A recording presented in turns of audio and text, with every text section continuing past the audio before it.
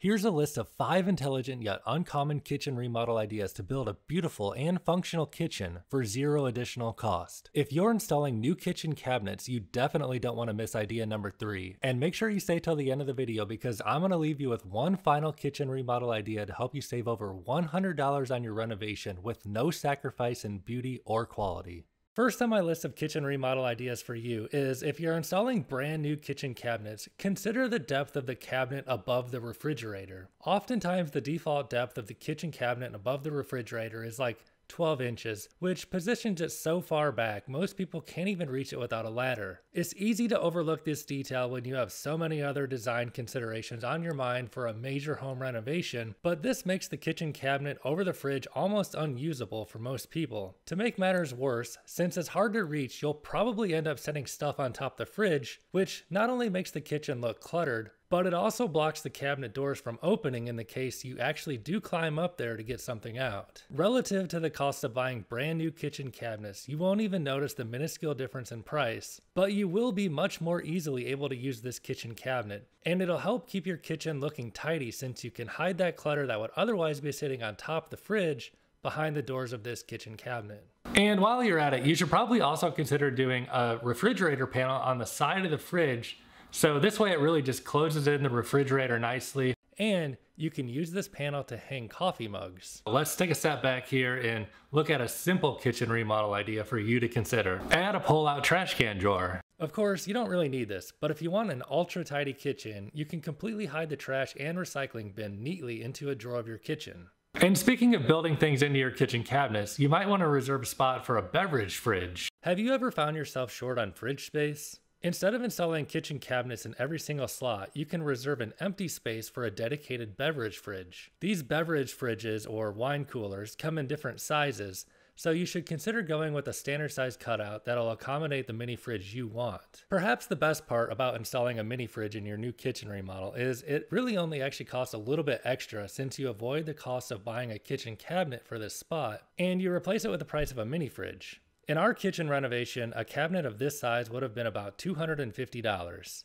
And we got this beverage fridge for $400. So it effectively costs about $150 extra. Installing the beverage fridge really added a nice touch to the appearance of our kitchen and contributed to the wow factor of our home renovation. And it also gave us a lot of extra refrigerator space in addition to allowing us to better organize our home. So next on my list of kitchen remodel ideas for you to consider doing, you've probably actually already considered, but that is open shelving. So yeah, you've probably already seen open shelving in kitchens, and if you like it, I'm gonna go ahead and elaborate a little bit more on our experience doing open shelving. We did floating open shelving in our kitchen, and it turned out really good in my opinion, but the installation process was a little bit tedious, probably not as tedious as installing upper kitchen cabinets. Open shelving in the kitchen has become very popular, and it's a desirable trend in kitchen renovations. When it's done properly, it can really enhance the aesthetic of your kitchen and make it feel much more open and airy, and it can also save you a ton of money in your remodel.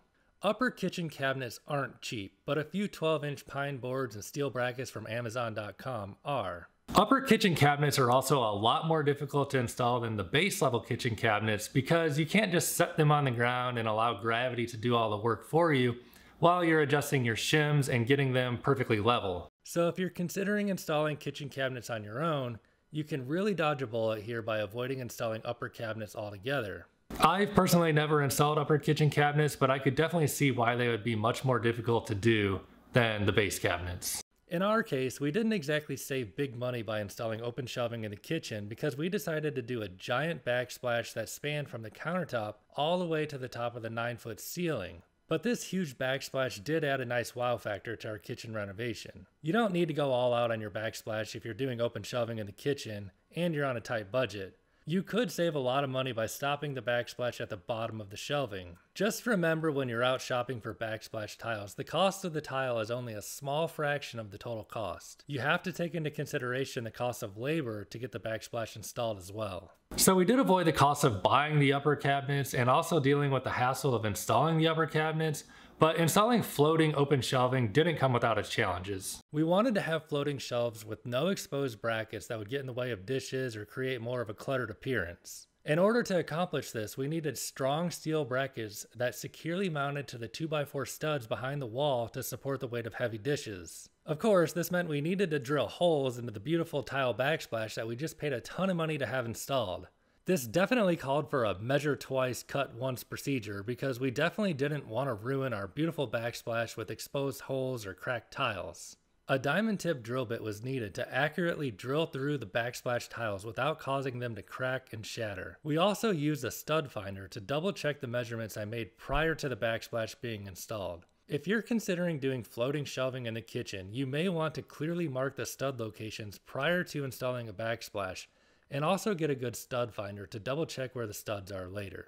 Next on my list of kitchen remodel ideas for you is to consider the overhang of the kitchen island. Are you going to have chairs at your kitchen island? Have you ever been sitting at a kitchen island or a bar top where your knees are just like constantly banging up against the wall below the kitchen countertop? To me, this just like really ruins a nicely done kitchen. I mean, even if it looks nice, if your knees are like banging up against the wall below the overhang of the kitchen cabinet, this just really screams poorly designed kitchen. And you know, if you're gonna remodel your kitchen, in my opinion, you might as well do it right and just make the proper overhang length for your knees to actually fit under there without banging up against the wall. So if it fits your budget, consider creating a kitchen island with the appropriate legroom for you and your guests to actually be able to sit and enjoy the beautiful new kitchen makeover you're working on. The knee space required to sit at a kitchen countertop is dependent on the height of the countertop. For a standard 36-inch tall countertop, it's recommended to have 15 inches of knee clearance. If you're installing a taller 42-inch bar height countertop, the taller bar stools you'll be using typically have a design that allows your knees to bend at less of an angle,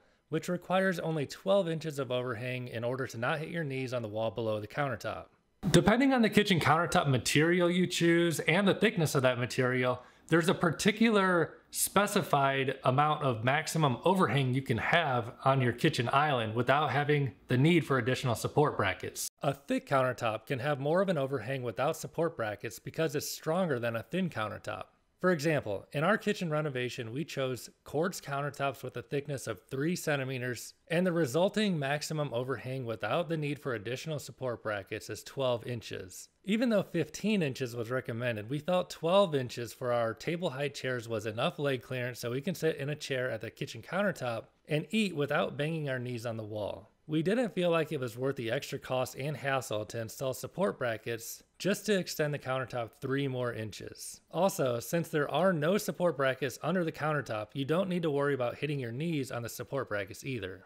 In our kitchen remodel, since we decided to go with a maximum possible overhang without doing additional brackets, it'd probably be really wise to be careful about not like hopping up on the edge of that countertop and sitting on it, because it could easily snap off and break the quartz slab, and that would be a very costly mistake. And while we're speaking of clearances, be sure to give each chair at your new kitchen countertop 24 inches of room so you don't need to be packed in like sardines.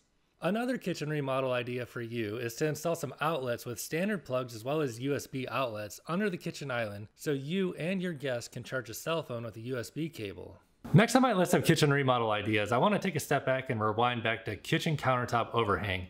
Previously, I talked about using the appropriate amount of space for leg clearance for sitting at your kitchen countertops, but now I want to talk about the actual standard overhang distance for a kitchen countertop. The standard kitchen countertop overhang is 1.5 inches.